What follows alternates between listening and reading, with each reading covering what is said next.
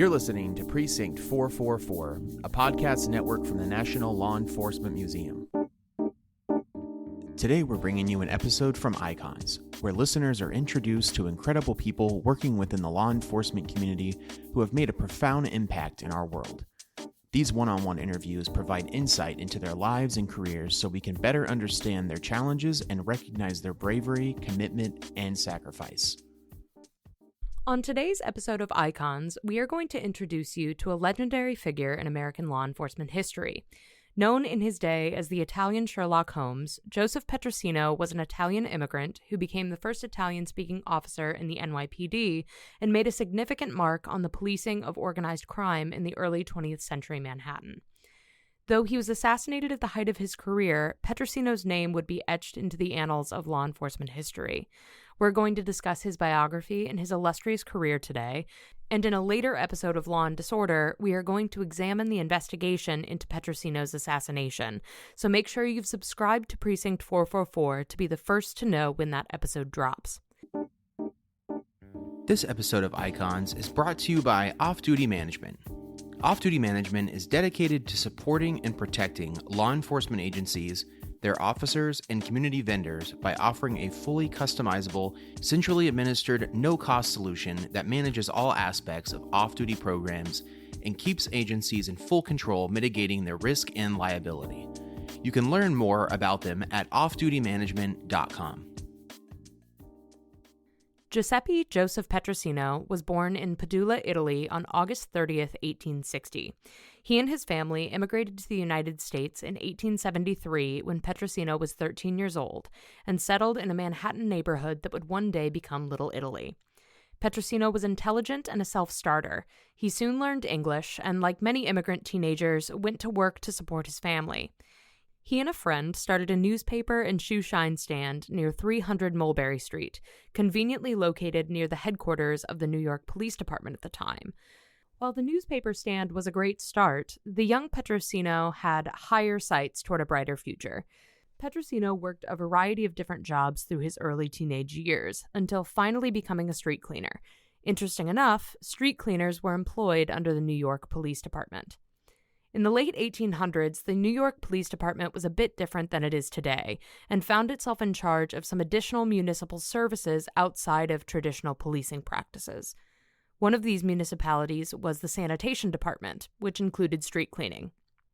Street cleaning was an entry-level job in the Sanitation Department, and while the job may not have been glamorous, for the right kind of individual, especially a self-starting, eager-eyed young immigrant, working as a street cleaner was an opportunity to get one's foot in the door for higher advancement within the New York Police Department. Young Giuseppe Petrosino was able to do just that. His time pushing that three-wheeled cart through the streets of New York City, sweeping grime, litter, and horse manure from the streets, would lead him to a number of promotions, the first being an appointment to take the large boat that hauled the city's trash to be dumped in the Atlantic Ocean. Later, he would be able to set the duties of sanitation aside for a more traditional law enforcement role and break a few barriers in the process. By the time Petrosino was in his early 20s, he had captured the attention of more seasoned law enforcement officers within the New York Police Department, most notably Inspector Alec Clubber Williams, who was regarded as one of the most powerful, feared, and from later discovery, corrupt officers within the NYPD's history. And Petrosino captured his interest. Despite the fact that Petrosino did not meet the physical requirements for an officer of the NYPD, the inspector felt that he would be a good man for the job, and he became the first officer of Italian descent to join the department. At the time, a majority of the New York Police Department's rank and file were Irish-American immigrants, many of whom had come to the United States in the wake of the Irish potato famine, which devastated the island country between 1845 and 1852. But there were other motivations as well, including ongoing religious and political conflict and the opportunity for a better socioeconomic position in the rapidly industrializing United States. And Italian immigrants, like Petrosino and his family, had been trickling into the United States since the colonial period. And Italian immigrants like Petrosino and his family had been trickling into the United States since the colonial period. At that time, they were mostly highly skilled artists and craftsmen who were bringing the art of their Tuscan homeland into the institutions of the New World.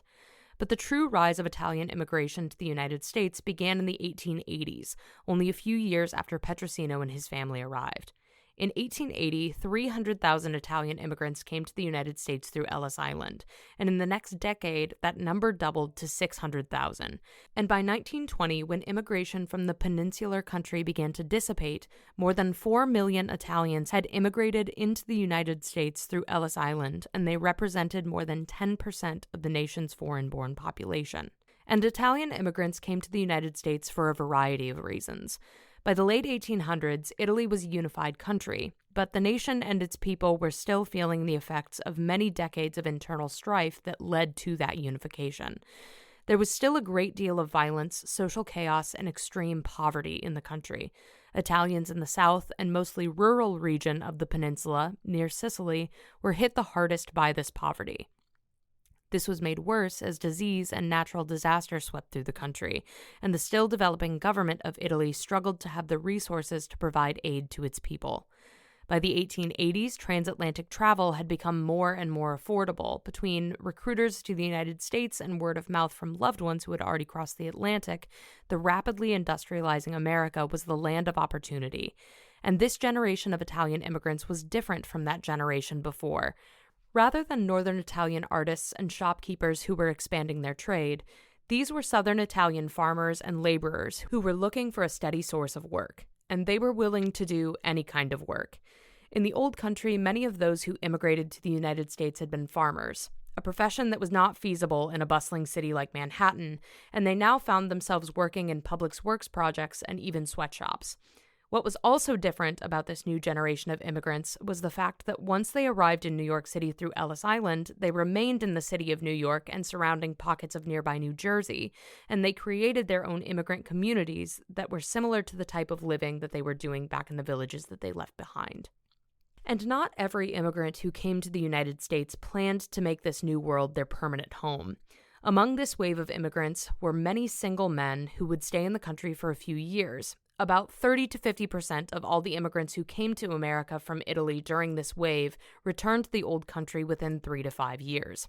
But those who did remain in the United States maintained close communication with their remaining family in Italy, and many worked diligently to have enough money to send back home. In 1896, the U.S. Government Commission on Italian Immigration estimated that immigrants sent or brought home between $4 and $30 million each year, and that, quote, the marked increase in the wealth of certain sections of Italy can be traced directly to the money that was earned in the United States. And in 1883, Joseph Petrosino became the first Italian-speaking officer in the NYPD, but he would be far from the last, and this was all in spite of the fact that the NYPD was not always the most welcoming place to Petrosino. At the time of Petrosino's appointment to the NYPD, nearly 1/4 of the city of New York's population was Italian, so it would appear that Petrosino's place among the ranks would show that a step was being made to have the city's police department reflect the diverse communities it was sworn to protect. However, there were many among the Italian immigrant community that felt differently. Little Italy at the time was a close-knit but also very cramped community. The neighborhood was very poor, dirty, and overcrowded, with most of its residents living in dilapidated tenement housing. These conditions made Little Italy the perfect place for organized crime to take root and led many of the residents to feel a great amount of distrust for any established authority, including law enforcement. And even though Petrosino was one of their own, there were many who did not appreciate his affiliation with the NYPD. Petrosino quickly gained a reputation as a tough and incorruptible man of the law, and for many this was an encouraging fact, but for others it was very unwelcome. Petrosino received a great number of menacing letters during his time on the force that showed their disdain for his profession, and some of these letters were so volatile that he ended up having to relocate to a different part of the neighborhood. However, none of this stopped Petrosino from working in law enforcement, and while his Italian background gave him a disadvantage in the majority Irish department when it came toward advancement, it did help him to better investigate crimes that were occurring right on his doorstep. From an early point in his career, Petrosino committed himself to combating one of the more notorious organized crime organizations that was running Little Italy through extortion plots and violence, a secret society known as the Black Hand. The Black Hand was made up of Italians who committed extortion, typically through menacing letters, that threatened to kidnap children, blow up homes, or even kill fellow Italians if they did not pay a prescribed ransom by a certain time. Letters sent by the Black Hand were often illustrated with images of daggers and black crosses, and the extortionists were successful because they often followed through with their threatened violence if the ransom was not paid. The Black Hand occasionally operated under mob bosses in New York, but the organization itself was not limited to New York City. Syndicates of the Black Hand also operated in Philadelphia, Chicago, New Orleans, San Francisco, and Detroit's Italian-American communities. Petrosino was especially motivated to go after the Black Hand as he felt that their criminal activity ruined the hard-won good reputation that Italian immigrants had built over the decades in Little Italy. And Petrosino was a worthy adversary for the Black Hand and other criminals in Little Italy. One of Petrosino's advantages to fighting crime within Little Italy was his ability to speak Italian. Because of this, criminals in Little Italy soon came to face an enemy who spoke both their language, knew their methods, and could seamlessly infiltrate into their plans. His ability to solve crimes in the Italian community earned Petrosino a promotion to detective sergeant in charge of the NYPD's homicide division in 1895.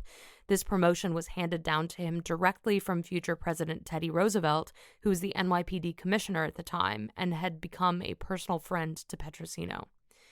If Petrosino was truly to combat the Black Hand and other crime in Little Italy, though, he was going to need some assistance, and he couldn't just have any officers working with him.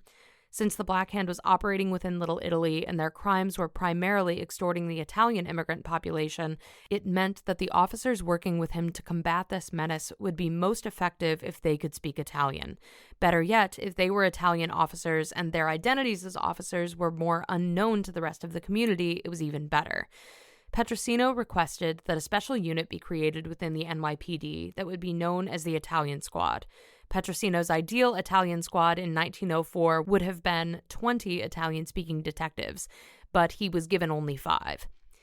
While their ranks were not large, the Italian squad was a determined lot. They were not given an office to work from, so their headquarters became Petrosino's apartment, and these officers worked day and night, arresting known members of the Black Hand and stopping extortion plots in their tracks. But as Italian immigration continued to skyrocket over the next few years, the activity of the Black Hand also intensified. Petrosino needed more detectives to keep up with the incidents, and by 1906 he had 40 detectives on the Italian squad. One of the most notable cases that Petrosino worked on with the Italian squad involved a notable Italian-born opera singer named Enrico Caruso. Caruso was a tenor who performed with the Metropolitan Opera House in New York City, and he was being extorted by the Black Hand, who demanded money in exchange for his life. Petrosino, who was an avid patron of the opera, was able to foil this extortion plot and ultimately convince Caruso to support his crusade in taking down the Black Hand. Additionally, in working with the Italian squad, Petrosino and his men were able to infiltrate the organization of notorious Italian-based anarchists that were suspected to be tied to an assassination of King Umberto I in 1900. During this mission, Petrosino uncovered evidence of an assassination plot against President William McKinley that was to take place during his upcoming trip to Buffalo, New York. Petrosino warned the Secret Service of this plan that he had uncovered, but McKinley failed to heed the warning, despite the fact that former Vice President Teddy Roosevelt vouched for his friend's investigative abilities. Ultimately, in Buffalo, New York, President William McKinley was assassinated by Polish-American Leon Zolgotz during his visit to the Pan American Expedition on September 6th of 1901. But in 1908, Petrosino was once again promoted, this time to lieutenant, and he was appointed as the official leader of this prestigious Italian squad.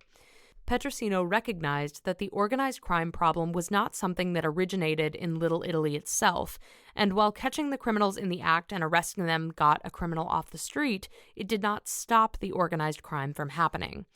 The thing about organized crime is that if one man is arrested, there's another one right there to fill his place in the hierarchy. And Petrosino knew that to truly stop the Black Hand, he would have to go to the source, which was in Sicily. And while the Black Hand was operating in American cities, they had very deep roots across the Atlantic and the Old Country. In 1909, Police Commissioner Theodore Bingham feared that the Italian squad as it existed was becoming too well known to continue to be effective against the Black Hand. He envisioned a new secret service of Italian squad members that were new faces and were virtually unrecognizable to the established members of the Italian-American community and the Black Hand. They would be a half-dozen elite detectives whose identities would not be revealed, and they would be led by Petrosino. The idea was met with a great deal of skepticism, and it's not known whether or not he expected this secret service to be more successful than the established Italian squad, but within a few months, this secret service was made possible through private donations. And it seemed that Bingham's primary goal for this group of officers was very similar to one of Petrosino's goals from the very beginning, to stop the flow of criminals from Italy directly by refusing entry to potential immigrants with criminal records. But as they attempted to enforce this rule, it was discovered that it was a lot more difficult to obtain those prison records than Bingham and Petrosino might have initially thought. Italy's still formative government was not particularly forthcoming of these records. So Bingham gave Petrosino a direct task: travel to Italy and secure the records himself. The detective knew, even before stepping back on the Italian peninsula, that this trip was going to be dangerous. Despite not having stepped foot on Italian soil in decades, Petrosino was well known there, especially by his adversaries. Petrosino had put over 500 Italian men in jail for crimes connected to mafia ties. One such man was Vito Cascioferro, a low-level Black Hand associate who Petrosino had investigated and arrested on suspicion of murder in 1903. Ferro had been acquitted later, and he went back to Sicily, where he ascended to a top rank of the Sicilian mafia. It would be very difficult for Petrosino to complete the task at hand without being noticed by his enemies, and without his enemies knowing what he was doing. American ambassador to Italy Lloyd Carpenter Grissom expressed concerns directly to Petrosino that he would be recognized in Sicily by, quote, perhaps 1,000 criminals. In fact, historians believe that Petrosino understood this risk prior to leaving for his trip. He had signed power of attorney over to his wife prior to boarding his ship to Italy. This would have allowed her to collect his salary in the event of his death. But in spite of this, Petrosino planned his trip to Palermo in Sicily for this secret mission, which began on February 9th, 1909, when he boarded a steamship bound for Italy. And testimony proves that the New York Mafia was aware of Petrosino's place on this ship. When he arrived to the Old Country, Petrosino was recognized multiple times, and then for unknown reasons, Commissioner Bingham publicly announced Petrosino's presence in Italy. History knows Bingham as someone who was prone for making provocative and regrettable public statements, and unfortunately, his recklessness in this case cost him one of his best detectives. Petrosino knew that he was being followed almost immediately after getting off the ship in Italy. While in Rome, Petrosino became aware that he was being followed and confided in a friend that there was a man following him whom he recognized from New York, and he later observed this man ducking into a telegraph office. He believed that this man had likely alerted his Black Hand Society compatriots in Noto, Sicily, that Petrosino was now in Italy. On March 12th of 1909, Petrosino, having arrived in Palermo, was invited to meet an informant in the city's Piazza Marina to gain information about the mafia. While waiting for the arrival of his informant, Petrosino was shot in the face by 2 assailants. Witnesses reported that Petrosino was able to fire off 1 shot in the assassin's direction, but he was bleeding profusely and fell to the ground. It was also reported that an Italian sailor heard the shots and rushed to Petrosino's aid, but unfortunately it was too late. The news of Petrosino's death devastated the inhabitants of Little Italy and Petrosino's fellow detectives at the New York Police Department. His death sparked calls to action from politicians and newspapers that harsher measures needed to be taken against the Black Hand. And when informed of Petrosino's death, President Theodore Roosevelt stated, quote, Petrosino was a great man and a good man. I knew him for many years, and he did not know the name of fear. He was a man worthwhile. I regret most sincerely the death of such a man as Joe Petrosino. But the news was no more devastating for anyone than to Petrosino's widow, Adelena, who learned of her husband's death from a reporter.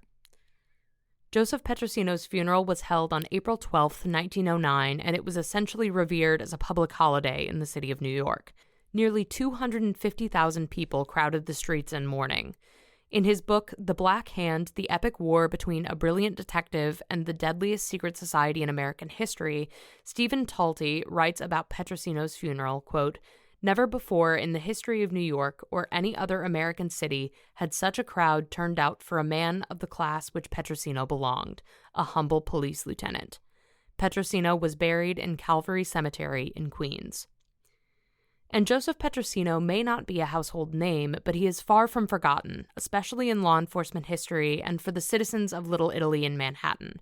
Petrosino Park, named after the detective, is located not far from New York's Little Italy, and at its entrance is a plaque that explains the man behind the park's name.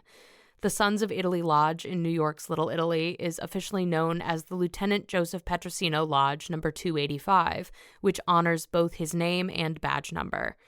The NYPD chapter of the Columbia Association, which is the fraternal organization for Italian American police officers, gives out an annual Lieutenant Joseph Petrosino Man of the Year award in his honor, and Petrosino's childhood home in Padula, Italy, has been turned into a museum. Additionally, Petrosino's family created the Lieutenant Detective Joseph Petrosino Association in America, which is headquartered in New York, and celebrates exemplary individuals making a difference in the fields of law enforcement, public service, and business. Their work helps to keep Petrosino's legacy and memory alive. We hope that you've enjoyed this special edition of Icons, and if you'd like to hear more Icons episodes and episodes of other shows on the network, be sure to subscribe to Precinct 444 wherever you get your podcasts. And a big thank you to Christopher Mitchell for editing today's episode. We hope to see you again soon here at The Precinct. We owe a very special thanks to our sponsor for this episode of Icons, Off Duty Management. Be sure to check them out online at offdutymanagement.com. We hope you found this conversation enlightening and will join us again for another edition of Icons, where we introduce listeners to incredible people working within law enforcement who have had a profound impact on the community. These one-on-one interviews provide insight into their lives and careers so we can better understand their challenges and recognize their bravery, commitment, and sacrifice.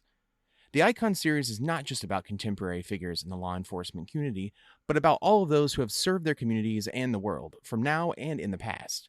Be sure to tune back in with us for future Icons episodes exclusively on Tuesdays every month to learn about key figures in American law enforcement history. Please subscribe to Precinct 444 on your favorite podcasting platform to stay connected and to receive our latest content as soon as it drops.